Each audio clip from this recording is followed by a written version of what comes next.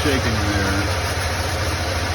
Maybe you can see in the video or not, but it shakes a little bit. When I give it a little bit of throttle, it shakes even more.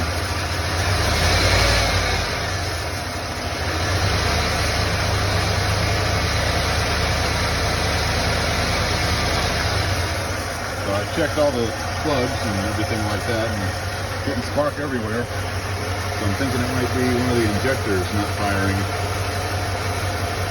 possibly. So more to look for.